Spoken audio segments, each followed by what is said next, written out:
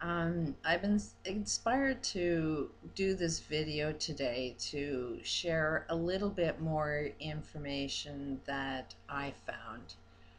Have you ever noticed that every time you overcome a problem, you get bigger, you get stronger, you get a lot more powerful? That is the nature of problems. It's a driving force for you to experience the solutions. I wouldn't know all of the information I know today if I wasn't experiencing extreme abuse from the time I was 3 years old until it got so extreme I really needed to understand what the big picture is. And the abuse that I experienced is very similar to the wars we have within our own communities. We have, country against country. It's exactly the same thing as this oil spill. There's a war going on, the elites against the little people. And at every time, if we're able to overcome these challenges, the enemy, what they don't realize is they're making us stronger if we can overcome it. So, what's really happening? Um, when I was younger, I somehow developed this ability to sort of look at things from, on top of the ceiling looking down and seeing myself and seeing other people just to see what's going on.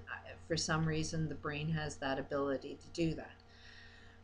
When you look at things from a bigger perspective, you get a different understanding, you get a different picture. When you look at just the small aspect of a problem, you can't see what's really going on. But when you look at the entirety of it, you get a completely different understanding. And um, it, there was the problem within my family dynamics, but there also was a social dynamics, and then there was a global dynamics, and then there seemed to be this big, huge universal dynamics. And I'm not claiming that I know all of the answers. That's one of the mistakes I've made all along my life experiences. As soon as I did a lot of research and it's like, aha, here's the answer, tried it out, found out it didn't work all the time. I thought I knew everything when I was a teenager, thought I knew everything when I started being a parent, thought I knew everything halfway when my kids were halfway grown, thought I knew it all when they were growing up. And you come to a stage where you have to admit that as soon as you think you know it all is the time you stop learning. So I'm not about to claim that I have all of the answers, but we all have to admit some people know a little more than others. And one little thing we've done to humanity is a lot of people have written out their opinions of what's going on. A lot of people have thought they knew the answers. And if you read all of their stuff and you have the ability to pick out the contradictions, which is something that I've had to do, is I'm really in tune with the contradiction, mostly because I've been in search for answers all of the time, and I find that most of the answers don't work. So, and when you've done as much research as I have, it's like, okay, if this makes sense, then this guy's stuff is kind of making sense, but here's where these two are contradicting each other. So I have a very different, unique perspective. And one thing that helps is looking at it from the bigger perspective, the universal perspective. Stephen Hawking's, for one, who has a lot of contradictions within his own self and doesn't recognize it yet. But what is he doing? He's studying the universe. He's studying black holes. And when you look at something from a perspective that you don't quite see the whole picture, when you look at a black hole, there's just, a big dark circle with no stars in it. You can't see what it is. So you think it's just a big empty hole. Then if you look at it from a different angle, you see that it's maybe more like a funnel, like we're being sucked into a black hole. And then if you look at it from even another perspective, it looks more like a donut, where the hole we're going into, the black hole is the hole within the donut, but you will come out another side.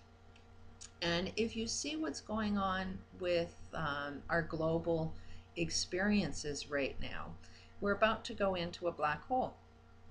The universe is collapsing within itself. This is what's going on with the 2012 phenomenon. Where, you can see that this Milky Way, there's a lot of scientific terms, but we're going up against something. We're going into something. Yeah, we're going into this big black hole.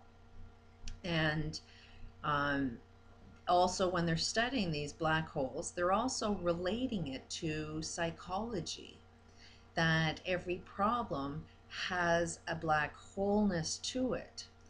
And it also has an event horizon. When you're studying the universe, Stephen Hawking is also using the term event horizons. That's how you're going to react when you see that you're going in the black hole and you're going into it. It's how you react. It's how you respond. It's how you're going to conduct yourself.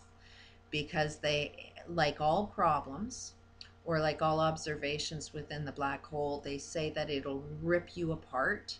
Yeah, every problem has the potential to rip you apart, but it also has the potential to make you stronger.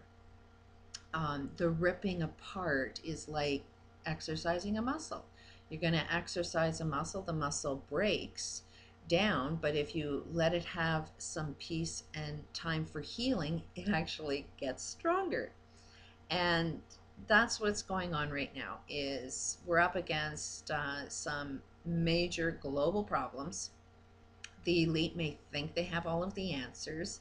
They're actually, I believe, doing some wild things, think they can escape out into a different planet. And it's like, the planet, the universe, is just a reflection of who we are, but it's more of the bigness of who we are. And if you look at your cell in the smallest aspect of your cells in your body, that is the smallness of who you are. So there's nothing out there that isn't right here. And burying yourself in a planet, I mean, there is no escaping you. And yet these elites think that they can escape themselves through their money and what their money can do for them. And it's like their money is guiding them down a path that will be their own destruction. And if we as a globe can handle this black hole, if we watch how we handle the event horizon, which is be calm. There is a, goodness and evil. Evil wants you to be angry. Evil wants you to live in fear. Evil wants you to feel frustrated. All of these things are nothing more than a lack of information. And you are a vessel. The elites are trying to make this artificial life. Well, guess what? You are, all of us are a form of artificial life. We're like little computers. But we're better than computers, because while computers just have the left brain, just all of the logic and all of the rules that are going on, we also have the right brain. And we need to start using our right brains more. And a right brain brings more imagination. It brings more possibility. The only way you can stimulate your right brain is through love and through peace. Right brain controls the heart. The heart is love. It's the only thing that keeps your artificial life form working. And anything less than that is disease. You got to understand what an illness is. And there is no such thing as illness. It's just how you're handling your own event horizons. And if you get caught up in that stress, it will kill you.